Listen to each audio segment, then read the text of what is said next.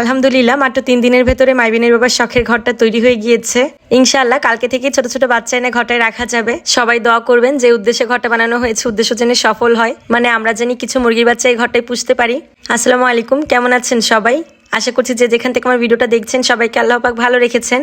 আমরা আলহামদুলিল্লাহ ভালো আছি। ভিডিওটা আজকে সকাল থেকে শুরু করেছি। আজকে সকালবেলা কি রান্না করবো এটা ভাবতে ভাবতে চিন্তা করলাম যে খিচুড়ি আর ডিম ভাজি করা যাক। আজকে সকালের খাবারটা আমাদের হালকা পাতলাই রাখতে হবে, কারণ সকালবেলা 2টা ডিম ভাজার পরে গ্যাস শেষ হয়ে গিয়েছে।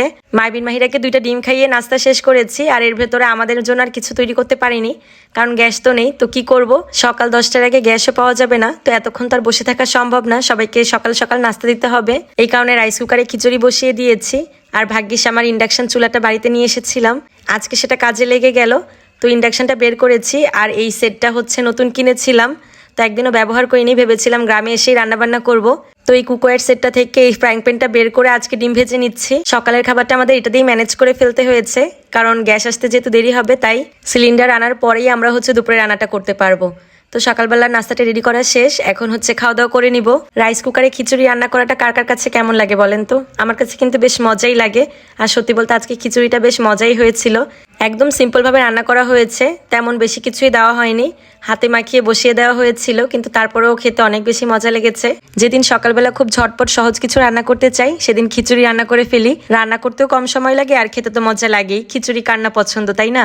তার সাথে ডিম ভাজি আর এরকম পেঁয়াজ মরিচের ভর্তাটা একদম জমে যায়। আমি তো মোটামুটি খাওয়া শুরুই করে দিয়েছিলাম, এর ভেতর আন্টি বললো একটু পেঁয়াজ মরিচের ভর্তা বানাই। বললাম যে হ্যাঁ হ্যাঁ তাড়াতাড়ি করে বানিয়ে ফেলেন, কারণ এই ভর্তাটা দিয়ে খিচুড়ি খেতে অনেক বেশি মজা লাগে। তো সকালের খাওয়া দাওয়া শেষ করতে করতে এর ভেতরে আমাদের সিলিন্ডার চলে এসেছে। আমার মাইবিনও গিয়েছিল বাজারে, ওর বাবা বাড়িতে না থাকলে কি হয়েছে, ও মোটামুটি সবার সাথেই বাজারে যায়। সিলিন্ডারের সাথে 2 বস্তা কাঠের গুঁড়া নিয়ে আসা হয়েছে। এই কাঠের গুঁড়াও কিন্তু ঘরে বিছিয়ে দিয়ে তারপরে মুরগির বাচ্চাগুলো ছাড়া হবে। আজকের ভেতরেই যেহেতু কাজ শেষ হয়ে যাবে, তো আগামীকাল ইনশাআল্লাহ আমরা মুরগির বাচ্চাগুলো নিয়ে আসতে পারবো। তো একদিন আগেই ওগুলো নিয়ে আসা হয়েছে যাতে ছাদে শুকাতে দিতে পারে। তো বাইরে কিন্তু কাজ ভালোই তাড়াতাড়ি এগোচ্ছে। আর এদিকে হচ্ছে আমরা দুপুরে ওদের জন্য রান্নাবান্নাও শুরু করে দিয়েছি। বাড়ির সামনে উঠান থেকে শাক তুলেছি, লাল শাক, তো লাল শাকটা ভাজি করে নিয়েছি। আর আগের দিন যে মুরগি কিনে রেখেছিলাম ওগুলো আজকে বের করে কেটে রেখেছি। মাহিরা যেহেতু কিছুই খেতে চাচ্ছে না, তো এটাই আমাকে এখন একটু ভেজে ভেজে দিতে হয়। আগের দিন কিছু ভেজে দিয়েছিলাম, আর আজকে আরেকটা মুরগি মেখে রেখে দিচ্ছি, যাতে যখন কিছু খেতে চাবে না তখন আমি একটু বের করে ভেজে দিতে পারি। আর আজকে তো হাঁসের মাংস রান্না করব। হাঁসের মাংসটা আজকে গ্যাসের চুলায় রান্না করব না, আমার বাহিরে যে সিমেন্টের চুলাটা আছে সেটাতে বসাবো। বাহিরে যেহেতু রান্না করব, তো সবকিছু টেনে নিয়ে বাহিরে যেতে চাচ্ছিলাম না, এই কারণে ঘরের ভেতর থেকেই সব মশলা দিয়ে মেখে বাহিরে নিয়ে যে চুলায় বসিয়ে দিব শুধু। আর এদিকে কিন্তু আমার মুরগির মাংসটাও মেরিনেট করা শেষ, এখন শুধু এটা বক্সে ভরে রেখে দিব। তো আগের দিনে কিছু মাংস ছিল, তো সেটার ভেতরেই আমি রেখে দিয়েছি। মোটামুটি এদিকের কাজ গোছানো শেষ, এখন শুধু হাঁসের মাংসটা রান্না করে নিলেই হয়ে যায়। আর আমি বারবার একটু এসে দেখছিলাম যে কাজ কতদূর এগোচ্ছে। আমি গতকালকে যখন এই ঘরটা বানানোর ভিডিও দিয়েছিলাম, অনেক আপুরাই বলেছিলেন যে ঘরটা বানানোর পুরো একটা ভিডিও দিতে, এই কারণেই ঘরটা বানানোর একটু একটু করে ভিডিও ক্লিপ আমি নিয়েছি, আর সেটাই আপনাদের সাথে শেয়ার করলাম। তো এদিকে কিন্তু আমাদের হাঁসের মাংসটা রান্না করা হয়ে যাচ্ছে। হাঁসটা মনে হয় বয়স্ক হাঁস ছিল, এটা রান্না করতে আমাদের অনেক সময় লেগেছে।